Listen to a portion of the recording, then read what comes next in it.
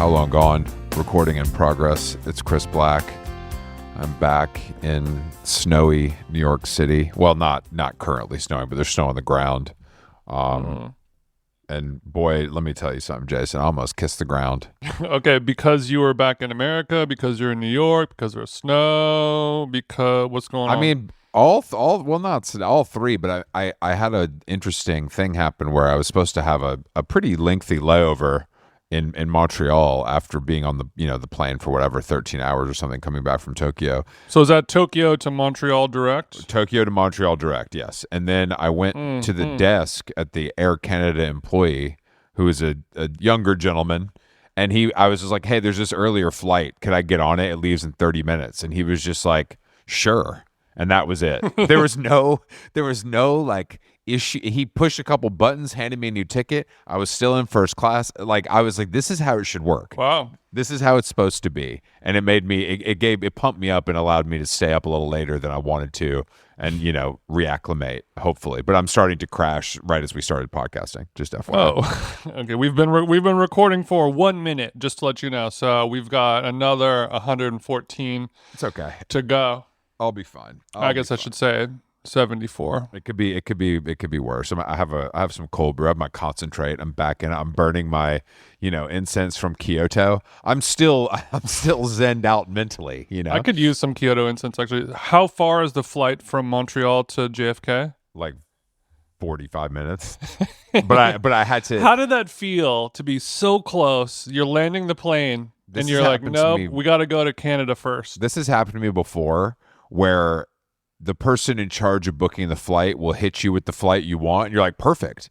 And then 3 days go by, and they're like, actually, that flight isn't available anymore. And I'm like, that's because you didn't book it after you sent me the fucking email. It's not because it's not. The flight is definitely taking off. The flight is leaving. the flight is leaving the station.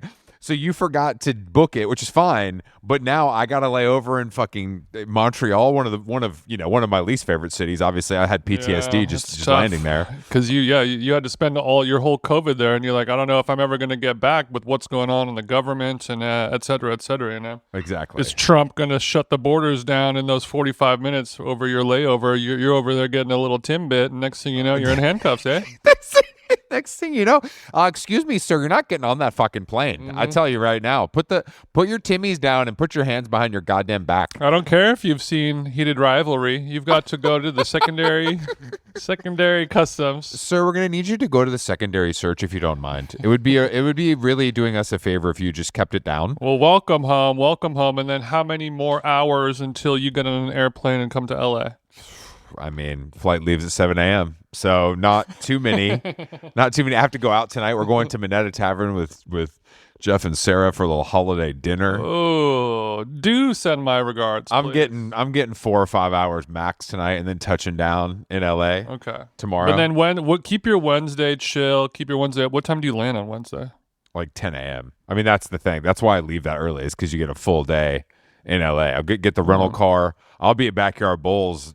I'll have ass in seat by noon. I'm gonna go hit Max and Helen's with Ryland at noon if you want to pull up. I'm good. I don't need to carb load at noon. I do, although that place does look good, but is it possible that it's just a diner?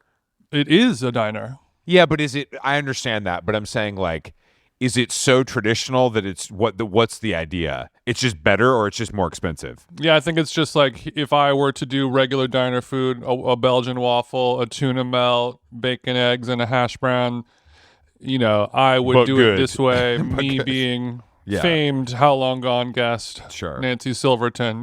What if, with her mind, what would those bacon and eggs look like? Sure. I'm sure it's delicious. I mean, it looks fucking banging. And it's funny you brought up waffles, because I had a waffle moment that I wasn't. So Blue Bottle in Japan is like very good, and there's a lot of them. And there was one sort of connected to my hotel, and Mike Nouveau was like, you have to have the waffle. I'm like, what's the fucking waffle at whatever? So on my way out, I'm like, you know what? Fuck it. I'm going to give myself a treat. I'm going to have a waffle. I didn't realize. Who are you? Bro, these motherfuckers have they bake that shit when you order it. Like, they pull the dough out and press it and then give it to you. which I was just not expecting. They should. I think most waffles are made to order, and so it's just like not in a coffee shop though, right? Well, it's like in a to-go setting. This is different, bro. This is different. I guess. Well, I know that the Ninja waffle maker. Yes. It's a hot waffle maker. I don't have any Ninja stuff, but everyone says the waffle maker and the Ninja ice cream maker, they're actually good and killing it. But I think people are really waffling now. They've like perfected the vertical load pour in. Like the waffle iron is vertical, not flat. Vertical load. You just hover over the slit, and then it just to go Mano mode, but that's crazy. So all you do, you just hover over the slit and you drop your batter right into there. There should be a little crevasse, and then you just hit a button, cross your fingers, God takes over, and then it shits out a perfect Belgian waffle, which sounds. I mean, it's delicious. Just in terms of how gravity and cooking works, it doesn't make sense, but apparently it does. But I was hoping it was going to be more of an Asian waffle if you're getting these in Japan. No, this was a classic. They had like the full machine, like that looked like a restaurant. You get Nutella on there. You get some chocolate fudge. You get a maple honey bourbon. No, it's just plain. Okay. That's why I liked it, because it was just it's just regular. It was delicious, and it's exactly what I needed. But I will say, at the lounge in Tokyo, something I've never experienced before, Inari tofu pockets. One of my favorite delicacies. Bro, they had those things lined up like sausage. So you links. were all the way on the other side of the world, and you were still able to find one of your favorite not just find it, Jason. I'm talking, they had these things lined up like fucking sausage links for real. They had all you can eat Inari tofu. All you can eat. Banging. So I guess the joke is that dish was invented in Japan, but yes. It's a likely place to see Inari tofu. No, absolutely. I wasn't expecting it, and when I saw it, I was pleasantly surprised, because the lounge obviously stinks, because they got hot pot in there basically. So it's a little. When you say it stinks, you're speaking literally, as in the odor is repellent. It doesn't like, oh, these couches are uncomfortable and. Oh, it stinks. It's the like only in the critic kind of way. Yeah, exactly. It's the only airport lounge I've ever been in where I thought I might leave smelling like food for a 13-hour flight. You know what I mean? Okay. Where there was like a Hokkaido fish market when you walk in there. Exactly. Huh? Exactly. We have to talk about this Rob Reiner stuff, because it's one of the darkest stories I've ever heard. Yeah. It's really one of the darkest things I've ever heard, to the point where it's like, and I never feel like this, but the media is really reaching. And like, a guy from the Hollywood Reporter wrote a story about going to dinner with them 10 years ago. It's just too much. Oh, so it's like the same fever when somebody dies. It's like, here's the one time I was in the background of a photo of that person in 1996 when I was a kid, and I'm going to write my dedication post kind of thing. It's that. But it's just really dark and just like, I don't know, kind of unbelievable. Or Mark Maron is like, remember when he was on my podcast in 19... Yeah. we replay the Rob Reiner episode, is what Maron would do. But yeah, I mean, it's like, I know obviously that those movies are all classics, and the guy's a national treasure, and some people don't like him because of his politics. But I mean, come on. Like that shit Trump said. Trump's usually pretty funny. Like we agree on that. That was like, OD, you suck. Like this is why people hate you. It was a nice reminder, because I think we're so numb to hating him. Yeah. That it's a little bit like, oh yeah, you're actually like, this is insane that you think this is okay to say. Yeah, I mean, people always mention, yes, he's awful, yes, he's this, yes, he's that, but man, he's so funny, truly funny. And we need moments like this to really remind people, and I think those moments are happening more and more every week or every month.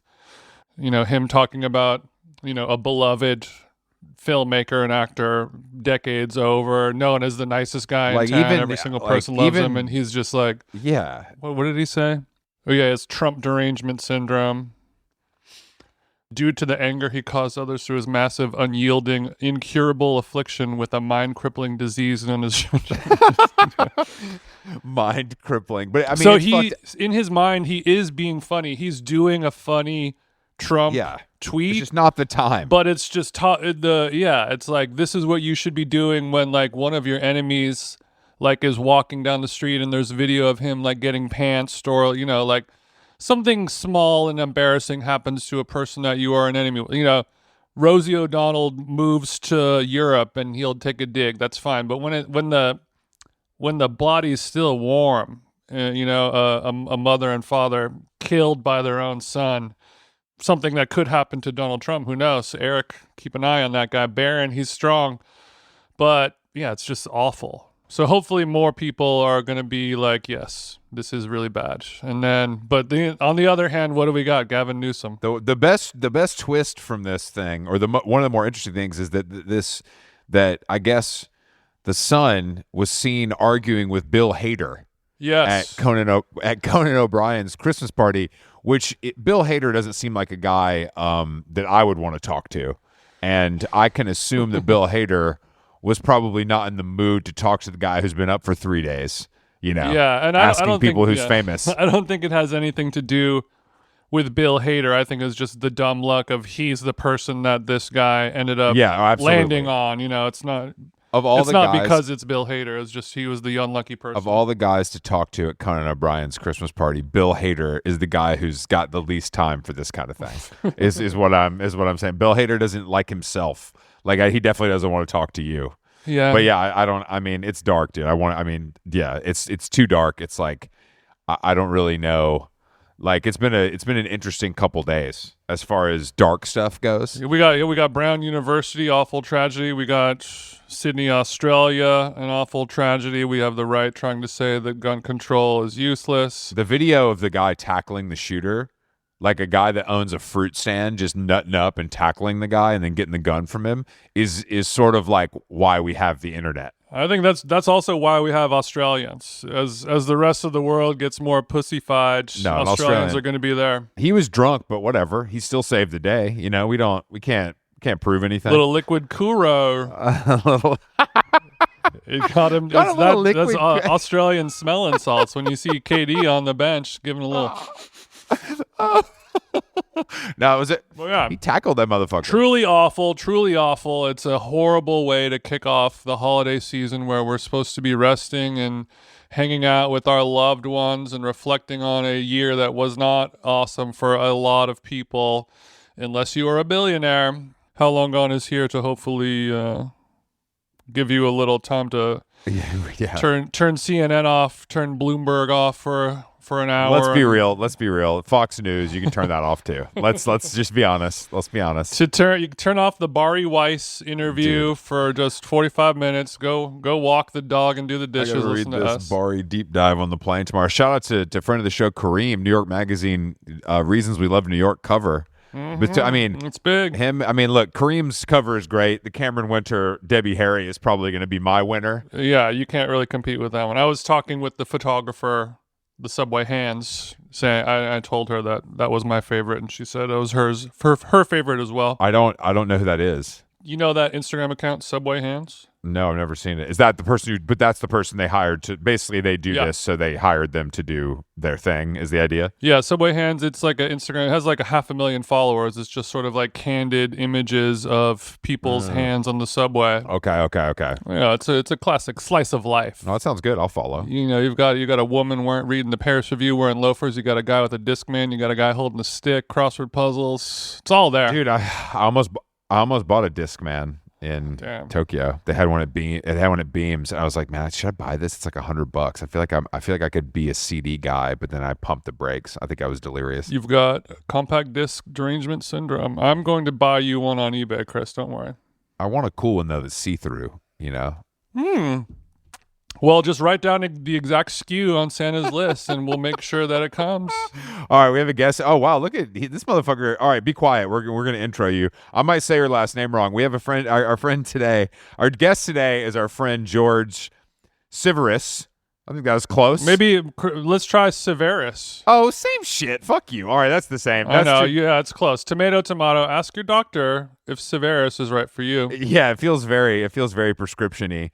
Anyway, George has a new special, Sense of Urgency, which I actually listened to today on Apple Music. On Tidal? Apple, yeah, sorry. Very modern of me, but it was just named New York Times Best Comedy of 2025 on the list. I didn't see what else was on the list, so we'll get into that because we got to compare and contrast. Was it better than Robbie Hoffman's special? We'll find out. I wonder if Robbie made it in time, under the deadline. We're going to find out. All right, let's call George. I do think Robbie's honestly probably came out after they made that list, and I bet I bet you it would have made it if it came out a little earlier. All right, who else is on this New York Times good comedy of time list? Like, what else is on there? The New York Times good comedy of time. I went out and got the print edition over the weekend, and actually the way it's formatted, I'm right next to Amy Poehler. So it's my, I'm tied with someone else for, my category, and then next to me is best new talk show, and it's Amy Poehler. What is the category you're in? Okay, so thank you for asking. So there's various, he does like best impression, best satire of the left, best satire of the right. And there's one category he always does, which is, get this, best parenting comedy. And so I have this like long 10-minute joke in the special that's like about what if I had a kid. And so it is me tied with the comedian Rosebud Baker. And the description starts and he's like, if you want really great, like tight jokes about parenthood, Rosebud Baker has a special. It's all about being pregnant, and it's really great. And then he goes, but the best comedy about parenthood comes from a gay guy who doesn't even have a kid. Damn. Okay, so you came through with a category maybe you weren't expecting to be recognized in. It's honestly the most offensive. Like, imagine actually having children and doing comedy about like how difficult it is to be a mother, and then some gay guy comes through and has this, like, literally the joke, as you may have listened to it, Chris, is like, the joke where I'm talking about like having an imaginary adult daughter. Yeah, I think you should be able to pick a New York NYU graduate. I love that idea. You just go and kind of pick one. Yeah. We all know that Amy, don't we, George? Who's your Amy, Chris? Who's my Amy? The daughter I described. Yeah, I know. Amy also wasn't the right name for me. I didn't want to say anything, but it doesn't feel feel NYU-y enough, if I'm being completely honest with you. I had an initial Amy. How Jewish is Amy? What about what about like a Camille or a Chloe or something? You know what I mean? Okay, so it's funny you say Chloe. I had an early version of the joke where I was like, would brainstorm names, and I'd be like, yeah, she has like an effortlessly chic name, like Amy or Anna or Chloe Sevigny or something. And people, and like no one, it wasn't quite right. Like it was almost like too on the nose to name drop Chloe Sevigny. I wasn't even thinking Chloe is just a traditional hot girl name. We all totally understood in the straight community, at least we recognize that. Yeah. I don't know are there hot guy names, or is it just like Chad? No, I think they're hot guy names. I don't know why, but the name that's coming to mind, which is so not right, is Paul. Paul is hot, I think. Paul, famously my middle name, George. How does that? Well, there you go. How do you receive that? Famously, he's well known for having a middle name. Yeah, and Jason Paul Stewart, yeah. Paul Mescal. Paul Mescal. Maybe that's why I'm thinking. What's going on with Paul Mescal? I feel like people are talking about him being old. Yes, people are saying he's lying about his age because he has some grays. Well, I think that's just because he's Irish. I feel like they age like, Well, it's all the generational trauma. Yeah, they're born and they're already like. Do you think he is lying about his age? I could see shaving off a few years. Do you think Margot Robbie is lying about her age? Margot Robbie? Did you just say Robbie? One time someone told me that it's Robbie, and I just say that from now on. Fuck them. That's Margot. That's Margot. That's what Robert. cleans my floor when I go away. I love I love saying Kara Swisher because someone once told me it's Kara Swisher. Bro, people are lying to you, bro. They're clowning you. All right, Kara Swisher. Margot Robbie. You're saying that Mrs. Robbie is lying about her age. I think there's, for a long time people were saying Miss Robbie was lying about her age. Speaking of Paul's, this is a very divisive one. Uh-huh. And also good for a tomato name, Paul Dano or Paul Dano. How do you say it? And is he hot? Yeah, it's actually Dano. It's a secret third. It's a secret third. Paul Dano. Yeah, that was sort of an all hands on deck situation with the Hollywood types. It was kind of their. We've been busy, guys. Paul is not known for his looks. Let's not kid ourselves here. But he has a very beautiful wife. Yeah, he's rich. I don't know if you know how it works, but sometimes if you're rich and famous, you pull a chick that's a little bit out of your league. That's the common. And he's also really smart. Okay, that's important to me. Yeah, I know that he doesn't use social media and he just reads in his garden and all this shit, and there's some people that like that. I'm just saying he's not a leading man because of his looks. He's a leading man because of his... crush animals to get off a little bit? I mean, is he? I don't know. Would you call him a leading man?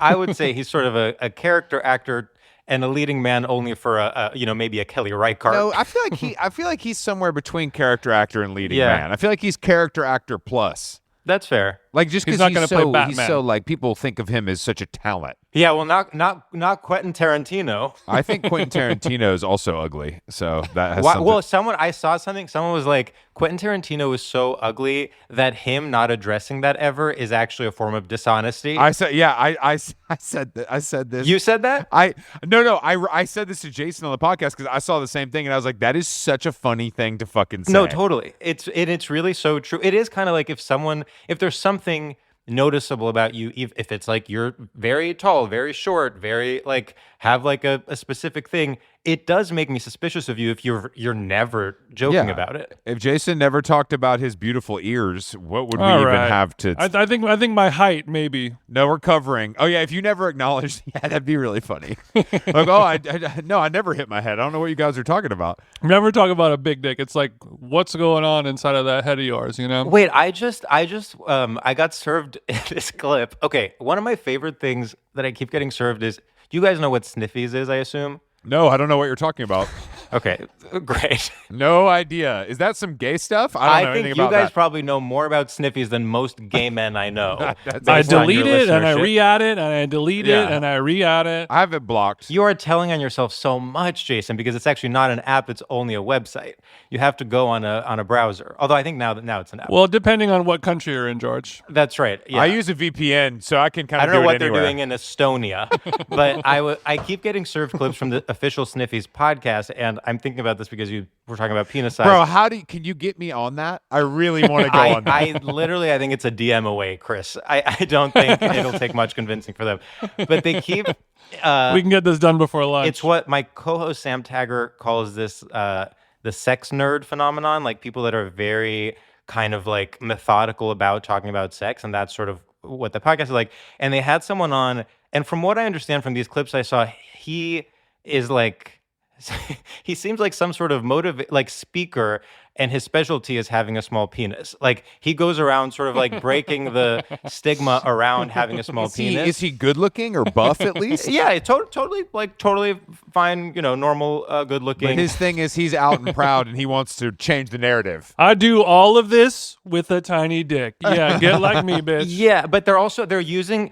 this very like social justice language about inclusivity, but talking about having a small penis, and it's like, and he's being like, I'm not gonna lie to you, like there will be some rejection, but it's all about taking in that trauma and not letting it become anxiety, like, and then using it to your advantage. And then he goes into like, some guys actually prefer a small dick because they can't like, take a bigger one, and it actually can be your secret superpower. Wow, that's exactly what I want from the Sniffies podcast, because I'm not. Exactly. I didn't know where that would be going as far as what they're talking about, really, and what the subject matter is. You haven't seen any other episodes, I'm sure. Oh, I have. I'm telling you, I'm being served these. I'm seeing 1 minute clips, but I haven't listened to a full episode. There was another one that got served to me that it was all about fisting, and this guy, again, like very nice series. Guy, clearly is sort of some sort of like sexual health advocate. Like I'm sure he's doing great work. But he was talking about fisting, and he was like,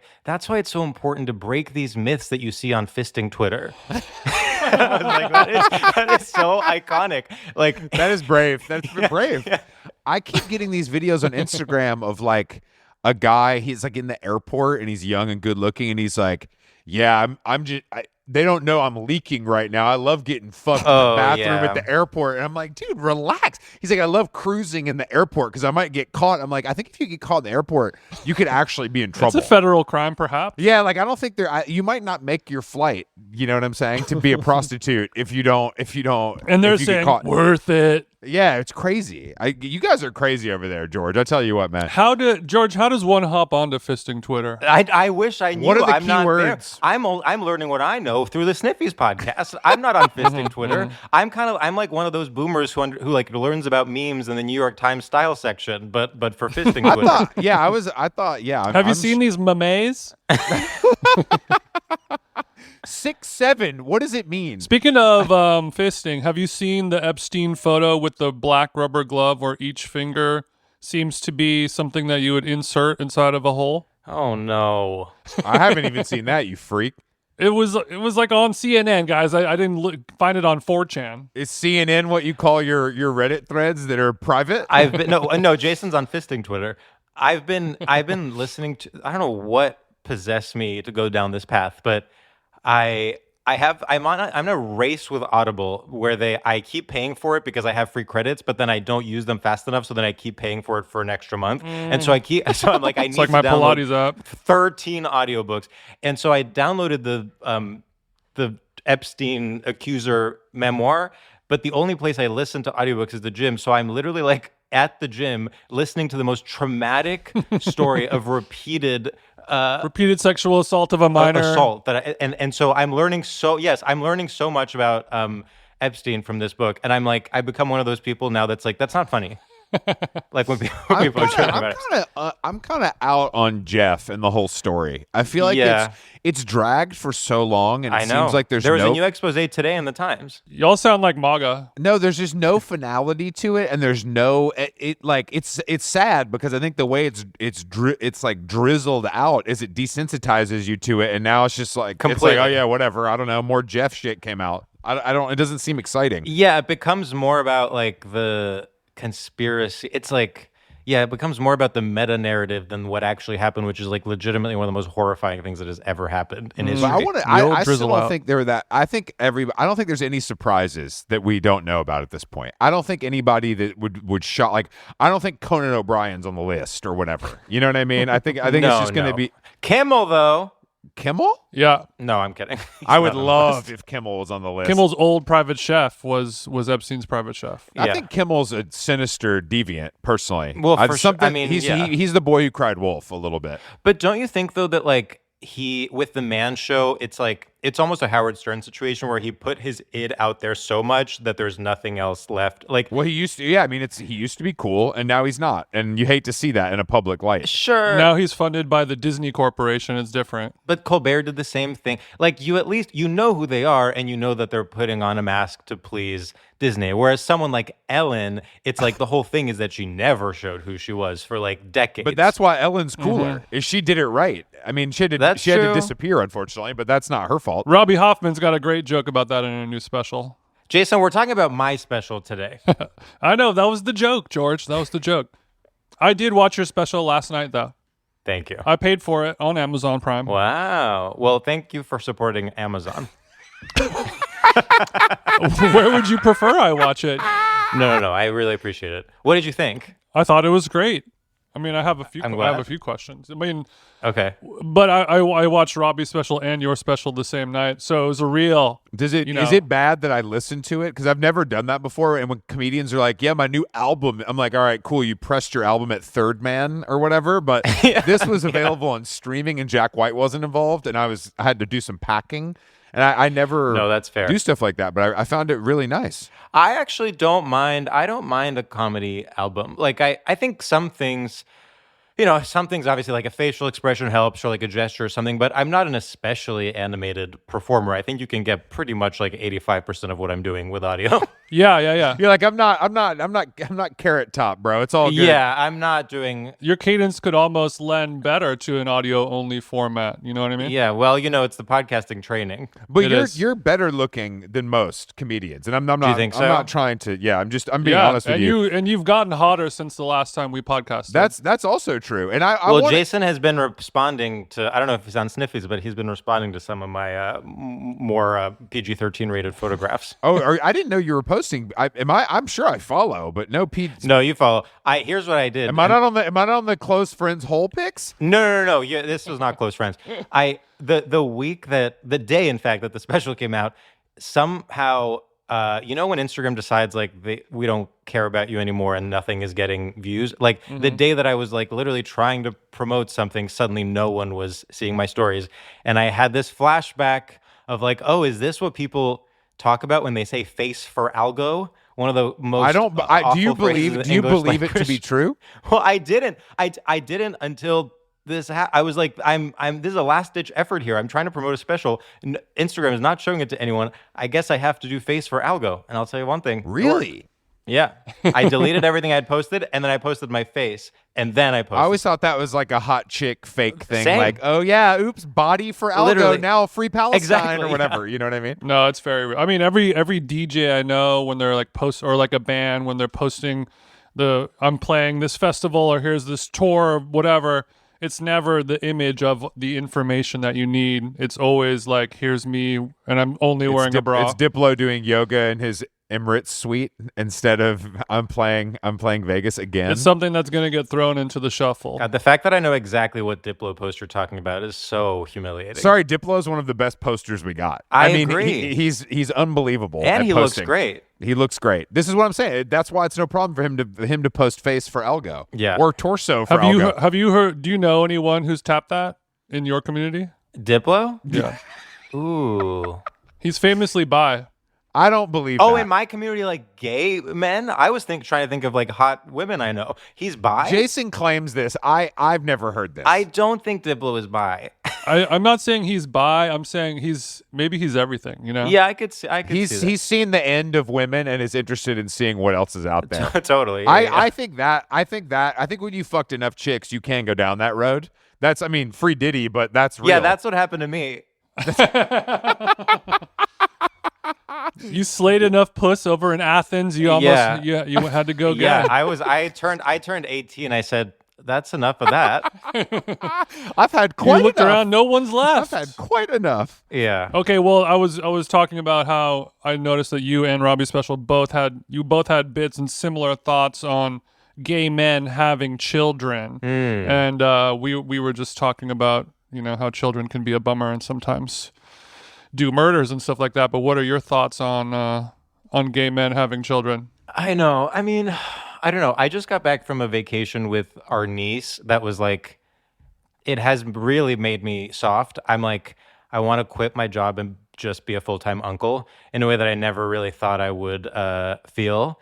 And you would think that would make me want children. Podcasting's not really a job, but I see what you're saying. Listen, You can go to doula school at night when you're potting during the day. podcasting is not the only thing I do for barely minimum wage. I have various other jobs too. Sometimes I go on tour and kind of barely sell medium-sized venues and kind of look at the sheet they give me. We'll come check you out in January in San Francisco. I heard that you guys have a couple shows there. Yeah. Are you going to be there? No, for SF Sketchfest. We did a show there a couple years ago, though, and it was really good. It was pretty we good. enjoyed it. Yeah, it was good. Sketchfest is like maybe the best planned comedy festival, It was well planned. I think, in America. And like we didn't have any fans in the audience because they didn't want to go, but everyone that was just there for the fest were all like nice and engaging and like good attitudes. It was great. They all really show up. No, but you would think that like having a niece or like enjoying having a niece would make me want kids more, but it actually makes me. I'm like completely satisfied. I'm like, they live a 10-minute walk from us. I can go there anytime I want. And like, if I want to hang out with a little baby and like play with blocks, I can. And then I can just go back to my home and get on Sniffies. That's right. The Sniffies is going to decrease if you had a little. But I agree. The whole point of being gay is you don't have to do that. Well, but the thing is, because they're not like, I mean, I agree with you in theory, but I also know so many gay dads who are like, okay, like dropping off the kids at school, and then I have like a hookup, and then I'm going to the gym, and then I'm going to my job as VP of marketing at. That's very, that's getting, like hit it. Yeah, no, I've heard stories like that too. What a day. But I think they're also, like you said, they're rich. And that's I think the big differentiator is that any gays I know with children are rich. Yeah, I had this other joke that I'm trying to do where I was like, it's about my own internalized homophobia or something. And I'm like, yeah, the rich gay men I know that are having children, it almost feels like they're giving themselves as a trophy. And then the poor gay men I know that are having kids, it's like, what are you, Christian? Like, what are you trying to prove? It's almost like darker. It is darker. I completely agree with you. I completely agree. But you're a different, you guys are intellectual gays, which is a different. Thank you for saying that. I would say that's a different tier altogether. Well, of course, the fantasy is to sort of live in a Woody Allen movie, and it's like I'm Wallace Shawn, and his, his kid is like leafing through Harper's on the floor, as he's like entertaining 15 lesbians who are all adjunct professors. You taught him how to make martinis. Yeah, exactly. That could happen. I don't think that's out of the question. I mean, yeah, we'll see. I don't know. Do you guys are firmly no kids? I mean, I know you currently don't have children, but never it's not in the future. Thank you for I listening. don't understand completely about what it really means. Has no one had the talk with you, Chris, with the birds and the bees? He doesn't know where they come from. Yeah. I'm like, so hold on. You're saying, oh, I knew there was a okay, stork I got narrative, it. but I feel like that's not really kicking around anymore. Yeah, neither of us have kids. Not in our immediate plans to. But I don't know if I just think that the New York of it all also makes it like it just seems crazy to me. I mean, I know, but also I'm married to someone who grew up in New York and like cannot imagine living, like he's literally never lived anywhere else. And even as a theoretical idea was like, if we have kids, maybe it would make sense to move somewhere that isn't New York. And he was like, that's a weak-willed thing to say. Like, it's like, no, if you can't make New York work, then you don't have children. I kind of agree with him. So you're saying it'd be easier to give up? Yeah, bitch. Where would you move, George? Where the fuck are you gonna move? Portsmouth? Upstate. Where are you gonna go? I mean, I know. Well, because I think that honestly, Mykonos. then the best thing to do is to just move to Los Angeles because then it's sort of you're bringing the suburbs into a major city, whereas moving upstate or moving to the suburbs does feel like a defeat. Moving upstate feels like the lowest form. It really does. Shout out to all of our upstate listeners. We love you guys. No, I mean, I don't know anybody who lives upstate all the time. I'm sure they do. I know a couple of people. David Geating. What about like Connecticut? Because that's very trendy right now. Is to move to what is it called, Litchfield County? Oh yeah, that's it. Don't worry, I hear about Litchfield County every fucking day. Chris George. gets a few Zillow and Redfin links to that I got area. I got my Zillow updates coming in every day, but I would never go there full time. I just want a pool. Totally. But I do think that's like somehow that has remained chic compared to like moving. I mean, you wouldn't to move to like Hudson. That would be so lame. LA is the right, because I live technically in the suburbs. In 6 hours, I'm gonna go to a puck dinner at Mr. Chow, and then go to a gay guy's white elephant party with a bunch of chic photographers. And then I drive back over the hill, and I'm back in suburbia. You can't do that in Hudson or Woodstock, you know. Woodstock's far. What gay guy? Ian Markell, photographer. What gay guy? Yes, you do. I thought all gay guys knew each other. You know, it depends. I mean, maybe you don't know each other, but you hooked up. I mean, at least. Yeah, no. I mean, it's like me and Jonathan Bailey. Like, you know, I don't have his number. I was talking about how not famous. He was the one who was People's Sexiest Man of the Year, correct? That's right. And I was having this argument because he's not famous. Like he's in all this stuff and he's really big. I bet if I pulled the streets of New York City, half people wouldn't recognize him by his face.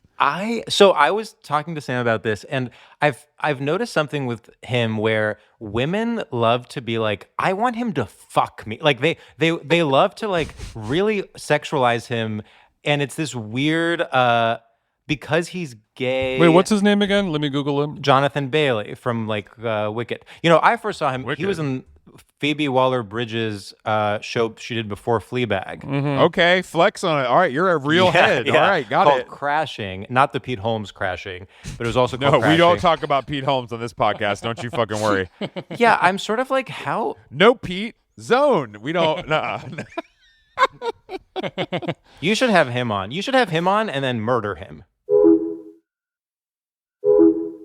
I think during my heyday of like taking tons of pills and just listening to podcasts all day, I unfortunately listened to hours of that podcast. And I was like, this is maybe the least cool guy that's ever existed on planet Earth. I mean, it's insane. Because he's Christian. He's Christian too, right? Yes. It's so crazy. Very in touch with his emotions, though. I think that's his crowning I remember achievement. one time I was listening to that, again, this must have been like 15 years ago, and I was in the middle of a conversation where Tig Notaro was explaining how important it is to take a probiotic every day to Pete Holmes, and I was like, I need to go to law school.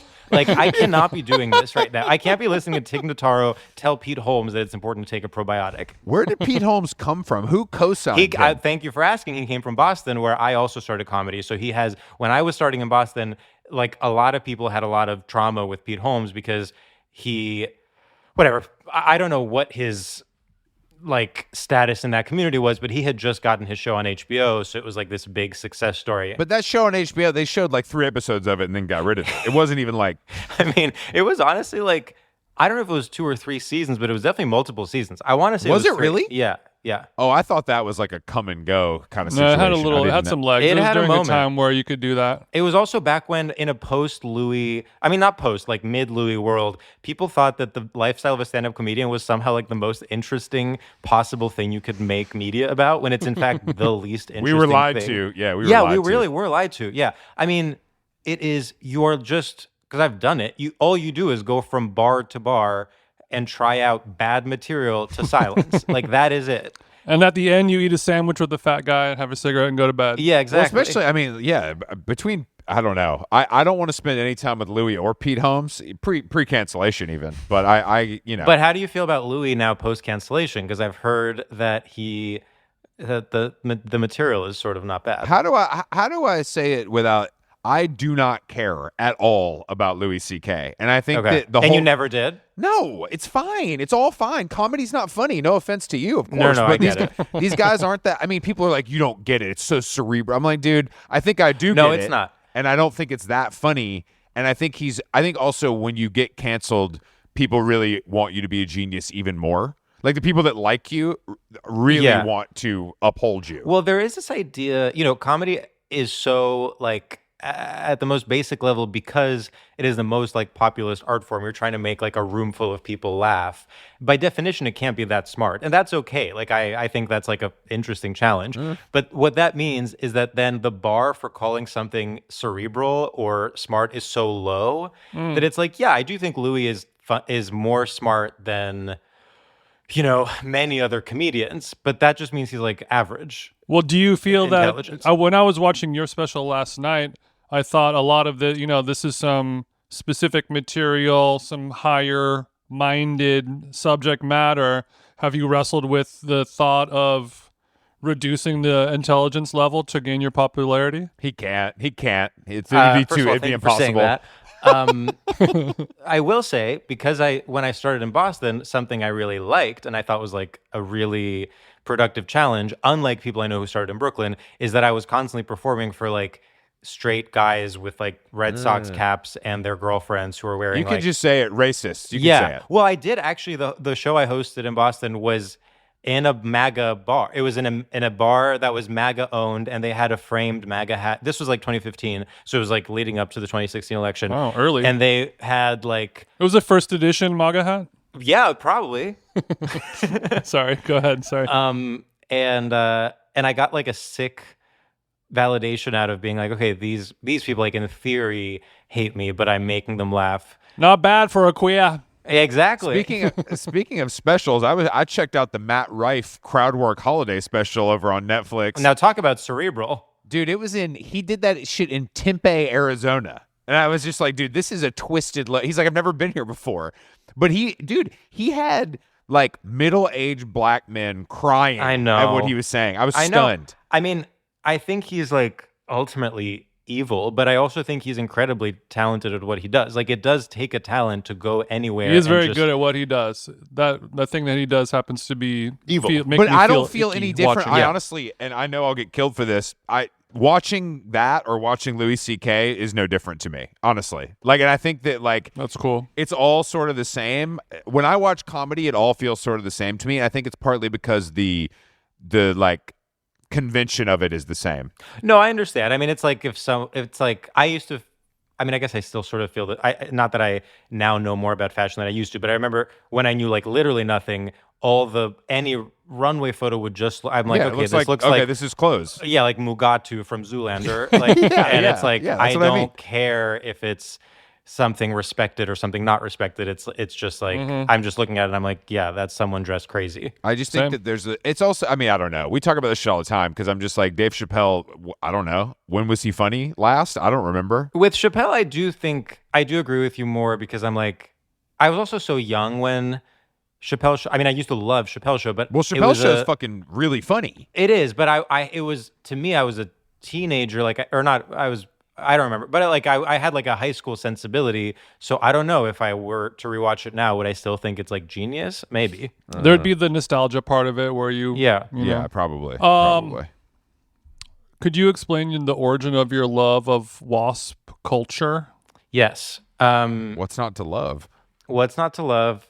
You know what I realized doing that joke is a lot of people like don't know that acronym. Like people would like ask like will be like, I've never heard of the term WASP. Really? Which I thought, yeah, I don't know. I mean, you never know. People come from, all different backgrounds. But I will tell you about my love of WASP culture, which is that I mostly grew up in Greece, but I spent like 6.5, I believe, years living here when I was a kid, and we lived in suburban New Jersey, and it was like a very waspy. It was almost like Connecticut adjacent. It was like a New York City commuter town, and my parents were foreign. My parents were Greek, and all our friends were mostly like other diaspora, like a lot of Indian or Jewish families. Enemies of the WASP. That was the community I was a part of, but the overarching sort of like vibe of the school I went to was very country club waspy, like a lot of grown men in Lily Pulitzer ties and like salmon colored shorts and whatever. And I mean, it really seemed more foreign to me than if I were to like study some tribe as an anthropologist or like it just is so different than anything I was familiar with. I do think that things would make way more sense if we treated wasps as like this sort of other, as the alien, as the reptiles that they are. Yeah. Like I think I have more in common with most other cultures.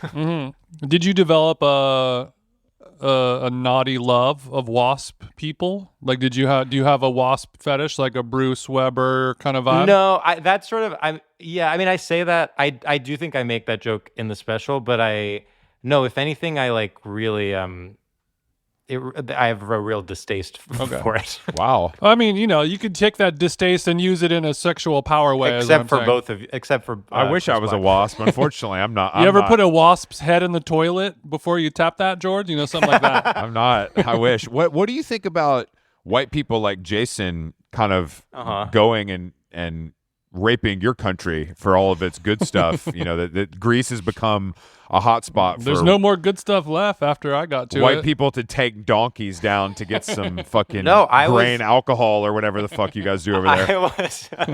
I was. I have a great donkey guy if you need one, by the way, George. Text me after. I tried to give Jason Grease Rex, but then he was already like on his way back when we were talking.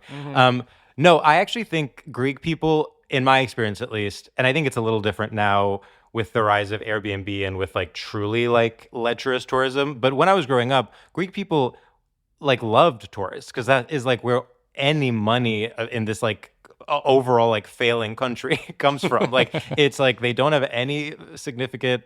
I mean, the two things that make money are shipping and tourism. Like, right. So I think generally speaking, like I think it's not a coincidence that like Greek people are really good at English, like grow up speaking English, are very good at like hospitality. Like I don't think they see tourists historically. I don't think they've seen tourists with as much suspicion as like people in Spain or Italy or France. or something. They're like, wow, you guys want to come here? All right, cool. I mean, without the tourists, what would you guys be doing? Well, literally, it gives you. Hey, don't remember. Let's not forget about Stavros when he dated Paris Hilton and several other.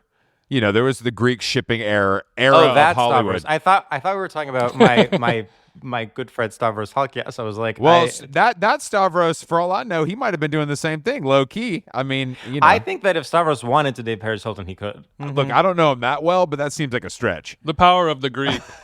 I mean, I know that you guys are powerful people, I think he specifically is a very powerful Greek person. I think he like can unite the country. That's cool, actually. That's a real vote of confidence from one of his own. Yeah. Do you think he ever will, though? No. I wanted to talk to you about what podcasts you have beef with, because I know that I mean, not actual beef, but when you see Bowen Yang and his buddy kind of doing their thing. Oh yeah. And because we have Smart Lists, it's like, all right, these fucking guys do exactly what we do, but they're rich. Of course. Bowen and Matt, they do the same thing, but they're what do you think about it? Because I saw that we mostly have beef with Michael Barbaro and Ezra Klein. The other gay guys in podcasting. And they know what they did. I saw this amazing clip of Matt getting in trouble with Andy on Bravo. Like there's like a clip of Andy being really clearly I saw like, that clip. Yeah. You owe me a book. Where is it? And do you think that was real or fake? Here's what I'll say about Matt.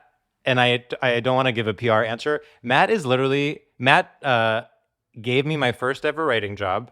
He is like one of the most like Matt is one of the most supportive. I know I sound like, Amanda Seyfried in an interview or something. Matt is like legitimately like one of the most supportive and like that is so awesome, kind people I've ever met in my life. I believe you completely. No, I believe you completely. And I actually if Matt is in a feud with anyone, I will be Team Matt. I don't think he's in a feud with Andy, but I don't think I will literally. I think it was just I thought it was a very interesting, like, I can't hide this moment on television, definitely. On a show where nothing is ever serious. Well, I sort of think Andy likes to push the limits of how honest he can be on that show. Totally. Out of sheer boredom and monotony. Yeah, exactly. Because he has to deal with all these fucking morons all day. I mean, don't talk about my girls like that, okay? Oh, please. I can't. I love the Mormon community. I'm not going to let you talk about them like that. No, in 2020, we are, we are leaving. I'm now like a gay guy on.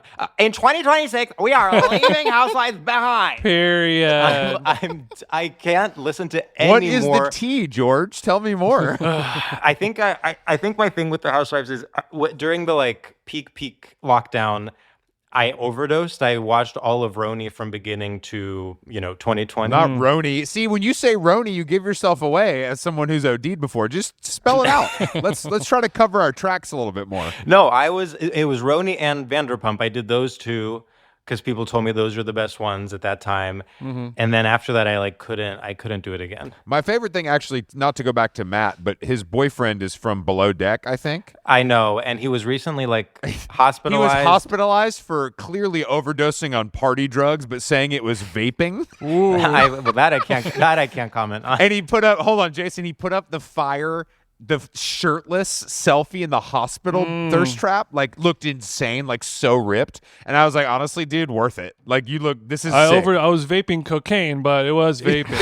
Yeah, I was vaping so much. I loved it. Well, I loved actually, that reminds me me of your special. You said that every month, or actually, no, this was on your podcast, where like every month you should have one sort of like dumb, mind-numbing, brain-rotty thing. And I do think that's a good policy, like one thing per month, because I think people take the whole poptimist, reality TV is actually like Shakespeare. Like, I think people take that too far, where it's like, well, okay, maybe read one book. Look, as much as I like reality TV, I know that it's stupid. I do think intellectualizing every single thing. It's good to have a Nomi Fry ratio of. I think Nomi has a great ratio. Chris has a good ratio. I like to think I have a good ratio, but Chris I do think he can cut the Bravo down a little bit. Chris, you famously don't watch narrative television. Is that still true? No, I don't watch movies. I watch. Oh, you don't watch television. movies. And thank you to our Criterion Collection friends for sending me a 40 disc Blu-ray box set of the best films of all time.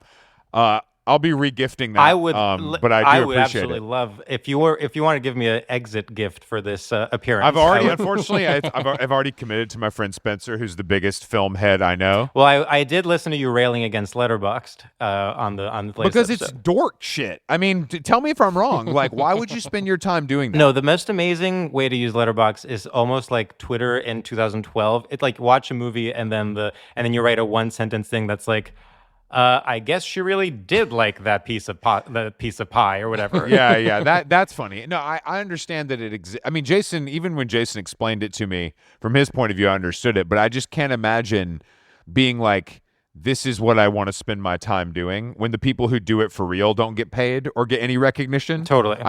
Maybe that's my own twisted movie mind. knowledge. You can make a currency out of movie knowledge, and that's. I know, and it seems like the gift that keeps on giving. Like sometimes I will like accidentally find myself in sort of corners of like the film internet. And there's like whole celebrity personalities that we don't know about that people are like, he does some of the best video essays, like some of the best video essays about restorations, 4K restorations. Not 4K restorations. Okay, well, speaking of the one bad thing per month to maintain the healthy ratio, I think maybe you were talking about the Canadian gay hockey show Heated Rivalry. Chris and I were talking about it on the last episode. I heard. Neither of us have actually watched an episode, so we've got knees on the ground with you. Mm-hmm. let's get into it. Knees on the ground is going to be knees on the ground is going to be reused. That's going to be Took you an extra second. Fuck, damn, that's good. That is really good. Write that down. Okay, I am. Well, that was off the dome, to be clear. I'm very disconnected. I'm sure there are like whole political arguments that it's like one of them, people are saying that it's like a metaphor for, I don't know, World War II or something. I have no, Jordan Firstman's in jail for this. Like he's literally he's literally at Rikers for his comments about this. Do you know what's crazy about Jordan Firstman is everyone is obsessed with trying to, people want to find some fault with him because they find him personally annoying, but in fact he is completely faultless. He's like a nice person, he's talented, but people just find him annoying because he like plays annoying on screen and because he's like hot and posts like sexy photos and is addicted to Instagram. Seems to be confident. Like, good. Yeah, like people are like I've never met a confident gay guy. That's so rare. Yeah, it's really crazy. Is open about his insecurities, has made peace with his existence. A lot of people are jealous of that, but people do. People do find him annoying, and I also think people find people that got famous during the pandemic. Remind people of the pandemic. Like I really think it's like Jordan, because he got so big. By the way, he's a talented like actor, writer. He has many talents, but because we were all in our homes, he started doing impressions of banana bread, and then like those got big. And so don't get me started on Jake like, Shane. We only have so much time. I can't even get into. But actually, I would like if you could. I'll make a note. So people see him on television and they're like, "Oh, is that faggot that was on my screen in 2020? Like he must be immoral. He must be neoliberal." This is a good. Actually, no. I think you're onto something with the COVID part of it. It is like triggering. I think there's something to. I'm sure that there's other cases that prove that point. But I think you're onto something. Also, as I'm only assuming, but as a man of Greek descent, do you feel like he's a poor representation of body hair? Jordan? Yeah, like he's letting it go a little too much. I think he's a great representation. Okay, I think he's a great representation of body hair. I actually think it's like But is it a little bit like, pull it back, honey? You know what I mean? Like his nipples are always out? Well, I mean, my nipples are not always out, but I have more body hair than Jordan. Well, that's what I'm saying, but you have it tastefully covered, and it'll come out a little bit, but I feel like every other photo of Jordan it looks like the village people in 77 just heaving forest. He's living out loud as far as his buttons go. Yeah, since when is living out loud illegal in America? Damn, Jason. Okay. Yeah, exactly, Jason. When is that? Since when? Are you guys ever? You guys are not really taking your tits out. Why is that? I think straight men in general need to pull it back. Yeah, I think we've gone too far. We did and too I've much. never been in a photo shoot where somebody has said, "Let's do one with the shirt off." That's never happened. Yeah, no. The only thing I've ever done, I did do a shoot, and this is Jason's wife's fault, where I did wear only my underwear and a puffer jacket on an exercise bike. Wow. Thanks to Matches.com, they're no longer around. I don't think this has anything to do with it, but that was as far as I'm going to take it. Yeah, but like a photo shoot set with like 3 cool guys who are wearing like Carhartt pants and like have cool tattoos. If they're like, no, you should do it. It looks good. You can't really say no. It's easy to talk you into getting those trousers down. If Rachel Sennett was like, you can be my co-star, you just have to take your shirt off a little bit. I mean, that's a different story. I think some of these people are getting higher returns on shirtless stuff than I ever could. Do you know what I'm saying? Like that's what I mean. There's like an end game, and they can say we're acting. Sure. I would like to do it in a straight version of a Lee Pace kind of shirtless way. I feel like his shirtlessness is tasteful done. He lets you know what's going on, but he doesn't have the air of a guy who's always got his shirt off. You know what I mean? You got to check out that show on Apple TV. He's literally a Greek god. He literally is. Yeah, it's unbelievable. See, that's the thing. People lack imagination. It's like you see someone. Okay, yes, Lee Pace looks like a Greek god. I get it, but you're gonna be so literal with it. Like it would be so much more interesting if he was like a CEO. I think okay. You're right. But I also think that the world is dumb, and we have to feed we have to feed them with a spoon. No, completely. Chris, what was the name of the women who go dress in loose clothing at the gym? Oh shit! It's like the undercover bodies or whatever it was. Oh my god! We need a little bit more of that. Gay men need a lot more of that. Oh, it's like something built. Sleeper build. Sleeper build. We need like a Zac Efron. I'm a CEO, and then the kid jumps in the pool, and I got to take my business suit off, and everyone's like, "Holy moly, this guy's jacked!" Yeah, holy moly. No, I respect people where it's like it's like once a year once a year you post, and I feel like Lead Pace used to be like this, where it would be like very little sort of content, and then once a year it would be like a photo taken like from under his balls, that's like literally looking up at the underside of his nipples. He's spitting cum out of his mouth into the camera on the floor. Exactly, and like, just one a year. Yeah, and it's like Happy New Year. I think this is. I think this is literally because of this show. I think it's one of those shows where it's literally like that's the job is like your centaur basically. So you don't have a choice. Yeah, I saw him fully nude on stage in Angels in America. Must be nice. That's the gayest play of ever, and that's saying a lot. Say more. I would say Broadway is the gayest thing to ever exist. So completely, I would say Broadway is so gay.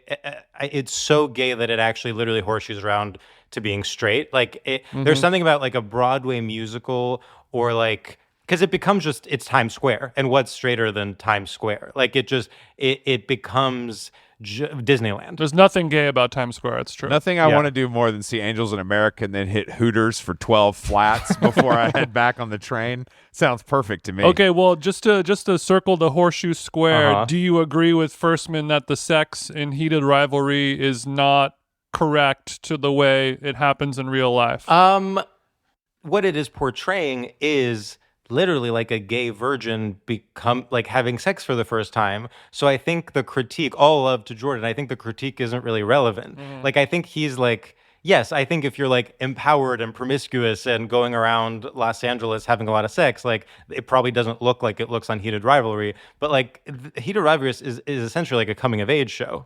So two fumbling hot hockey players, they might not know where it goes that first time. Yeah, they're like, and they're just like so infatuated with one another. They're like, one of them is Where's like the 5-hole? Yeah. One of them is Russian and closeted. Oh, Russians. I mean, yeah, they Did you know that he's Russian? I haven't watched the show. I don't know. No. The only thing I know about this show is Jordan getting in trouble for saying that. No, he's Russian. He suck my cock, Hollander.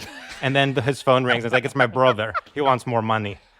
And that's the entirety of the show. Damn, that sounds. Wait, that's a Nora. It's great. For the record, I am enjoying the show, and I cannot wait to watch the latest step. That sounds pretty good. Okay, well, I mean, this is also a win. I think it's a Crave original, the Canadian HBO. Exactly. Which is that's a big win for our friends up there. I like a return back to the kind of 80s Cold War, Russia is the enemy, will they, won't they kind of thing. It has like a Rocky and Drago feel to it. It's amazing how Russia is the one place that I guess popular media is allowed to be completely racist against. Like, you can just portray a Russian as truly like the most depraved, disgusting. It's true, actually. It's very true. And we're running out of countries that we can do that for, Yeah, that's right. Speaking of multicultural, would you consider yourself to be an anti-Rosalia gay? A rare? Oh, no, I don't. Well, I do have this. No, listen. I have to first finish my PhD in Romance languages in order to understand that album. I like what I've listened to, and I think it's great. I just think it's very interesting how all these gay guys I know that are like literally addicted to ketamine are like, this is the most like cerebral. It's like, this is like the most like complex album I've ever heard. This is all I say about this shit. Nobody that says they like it likes it, understands it. I'm also like, the people that started saying they liked it the second it came out, I'm like, so is it complicated where you need to spend 5 weeks with it, or is it not? Like, because the first time I listened to it, saying how good Infinite Jest was the week it came out, and you're like, you didn't finish it, bitch. Yeah, exactly. But there are some people that are able to enjoy and grasp the music of that, right? It has to be, otherwise. I don't know any of them. There's something that feels very academic with her whole. Again, I like her music. I support her, whatever. It feels very academic. It feels like the opposite of like a Charlie, which is so like, id first, like, we're going out, we're doing drugs. Rosalia, it's like, get in the classroom because there's a test. Pencils down. Yeah. I don't disagree with you. Yeah, okay. That makes sense. I mean, sometimes you watch Below Deck, sometimes you watch the Ken Burns doc. Yeah. But I was telling Sam this, I actually think Rosalia would be best served with like, she should do a residency at Lincoln Center where it's like she performs that album live with like a full orchestra every night. I'd pay a lot of money to see that. I think that's how it's meant to be, experienced. But I don't know. I don't know if me listening to it Not at Bumbershoot. Right. I don't know if like me going to, I don't know, horse meat disco and having the beat drop during Berghain is gonna. They're really gonna help try. me. They're gonna try. They're gonna force. I'm like, oh, is this the original Latin? It's like, no. They're gonna force a square peg in a round Yeah. hole on that one for sure. Well, it's one of our specialties, Chris. That's true. Are you drinking? I'm not paying attention to lyrics. drinking of a horse seltzer. meat, I'm drinking honey. a That's my favorite. The vintage brand. Oh yeah, from I Fresh used to, Direct. I used to get that at Key Foods over there on Avenue A, but you're drinking the plain. Smell like broken here. Yeah, just plain. It's the best. It's the best. It's kind of hard to find. Well, it's on Fresh Direct, which is what I use for groceries. I Shout use out. Fresh Direct as well now. But I didn't. Okay, I didn't know it was there. I'll But check they're that always out. these days. And let me get on my soapbox. These days are always out of Good Culture cottage cheese, and I have to get the other brands they have, which are not as good. There's a nationwide shortage of the Good Culture cottage cheese, George. I Is this know, because I it's know. a TikTok trend? I guess so. It's because it's very high in protein. That's High in why. protein. And then the ones that have more fat are the ones that sell out faster because they taste better. Because we don't care about fat and calories anymore as long as there's protein. I can't imagine having a meal without protein. That's fucking disgusting. You fat sack of shit. Says the one vegan. I mean, it is true that like you see like someone ordering spaghetti al limone, and you're like, what is wrong with you? I don't give a fuck about that, and I literally think like that now because that's how I've been told to think. Like I'm like, oh well, I gotta get Yeah. something. It's part of a balance. Like last night, I had some gluten-free spaghetti pomodoro, as well as a salad of pea shoots and arugula, as well as a nice ribeye steak. You know, Well, so there you you go. get a little bit of everything. But if you only get the limone, no, I it's understand like how Yeah. you're just eating cardboard, brother. it sure does taste. By good, the though. way, I'm spending all of January in LA, and I need the official How Long Gone. I need a recommendation list of what to hit up. Where are you going to be at Largo? Yeah, I'm gonna be. Yeah, I'm doing the Largo residency. Actually, they pay you $0. they No, pay I'm you not. zero. You get to sleep backstage, but it's pretty sick otherwise. Yeah. Are you looking exactly. for mics? Or are you looking for some like No, dope I ass just- street just like- tacos? What's up? Yeah, literally best street tacos. Yeah, because I mean, I've spent a lot of time in LA, but Are you going to be in a room? Or are you No, just no, okay? I'm not. Okay, sorry. no, it's just like a lot of little.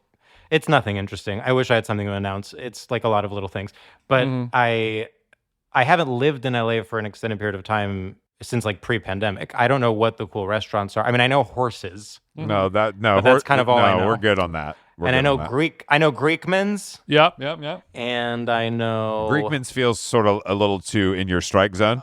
Hat in a Hat. That's a little. Yeah. That's an unfair. Shout out to Jonah, our dear friend at Greekman's. Oh, and then of course I still all my references. It's like I go there and I go to Squirrel, and I'm like, God, I love the Squirrel rocks. bowl. It's so good. Yeah, squirrel. We're gonna have Jessica from Squirrel on the pod whenever she switches that dinner service on. Jessica, I've been hearing clock's about ticking. dinner service for literally 2 years, so I don't know what's going on. It's the plan started in 2017, I think, and we're almost there for Din Din. But once it's We're gonna coming get it out, over we'll the get line. the scoop with her. Are you bringing the man out, or is this a solo bear hunting journey? No, it's a solo bear hunting journey, and the bear is Jordan Firstman. He has a job, so he can't really. He has to eat at all of New York's best. Well, that's the I have a thing. bone to pick with him too. Him talking about Levo Door like that. Like, come on, Okay, bro, calm I'm down. actually thank you for bringing it up because he requested Best that restaurant in New York. He requested that I bring up his list and promote it while I was on here. I'm not kidding.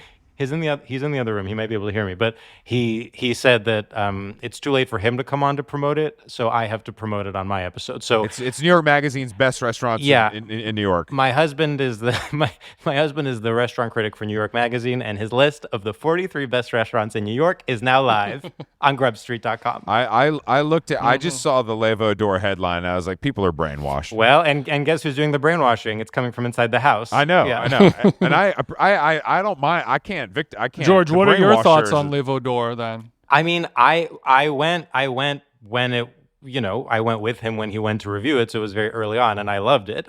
I guess now it has gotten so overhyped that I understand if there's some sort of backlash that I'm not aware of, but like I did really enjoy it. I don't think there's really any backlash. You would. I think we went with Mike Greenbaum and Julie Wiener. Oh wow, heavy table Yeah. over there. Okay, Heavy Wow, table. must be nice. No, I mean, Yeah. I think that I forget that you have to go out to eat every night now. Well, not me. Well, God, this is a sore subject. And he's skinnier than you, right? Correct. He like is constantly complaining about getting fat, and I'm like, okay, well, I know your waist is skinnier than mine because you're getting passed down pants that no longer fit me. So it is offensive of you to say that you are getting fat when like it is, it's right there in black and white. That's tough, right in the household. Yeah, that's tough. No, he gets so many good hand-me-downs from me, and I get nothing because he is both skinnier than me and likes wearing tighter fitting clothing, whereas I like more oversized. So like there's nothing we can share. But he's shorter than you, right? At least? No. Just kidding. I know that he was taller than Same you. height, maybe he's a little taller. But no, he has to eat like 4 to 5 times a week, and I usually join like once a week. You mean out at a restaurant in New York, you mean? Out at a restaurant, yeah. Sounds like fun to me, I guess. For some reason, I do that by my own, because I want to, but being forced to feels different. Well, not just that, but then you're forced to. You would be ordering things you are not even craving. Oh, yeah, I didn't think you would about have that. to. I mean, the amount of like, just like animal innards and liver and like sweetbreads that he has to consume. It's too much. You can only have so much quail per week, right, George? Yeah, It's true. I hit my quail quota and I had to kind of tap out. Quail quota. Yeah, we just had some amazing squab at Babbo. Oh, I went to the new Babbo. The shit was smacking. I didn't have any squab, but I loved it. I actually don't know if his Babbo review is out yet, so maybe I should. Whatever. By the time this is out, it'll be out. It doesn't matter. It doesn't matter. We went with Lily Murata and their wife. God, what a dream! What a dream! Babbo tape. The only better thing would have been if Mario was there himself, but you can't win them all. Well, Lily is. Matthew said this, so I can't take credit for it, but he said Lily is the unproblematic Mario. Damn! Wow, my third eye just cracked on that. He's absolutely right. Yeah, Lily. She tells me to sit on her lap. I'm not offended at all. I'm not scared sexually whatsoever. No, I'm sitting. Slaps my ass with a towel. It's welcomed. Orange Crocs are definitely in the wardrobe over there too. That's definitely part of the rotation. Okay, well, I'm going to be in New York next month, I think. Let's try and get a powered dinner on the books, if you'll have me, George. Well, Matthew will have you, but as I said, I'll be in LA next month. Oh, that's right. Matthew but he will me. take you out, and you guys can have a nice romantic date. Yeah, the New York Magazine owes me money anyway, so that's perfect. Well, join the club, sweetheart. No, all right. Thank you for joining us today, George. Always a pleasure. Go stream his new special on Amazon Prime, or you can listen to it on Apple, Spotify, Tidal. All the streaming services. A sense of urgency. Thanks, guys. This was the best day of my life. We try. Thanks again, and we'll see you soon. All right. Bye-bye.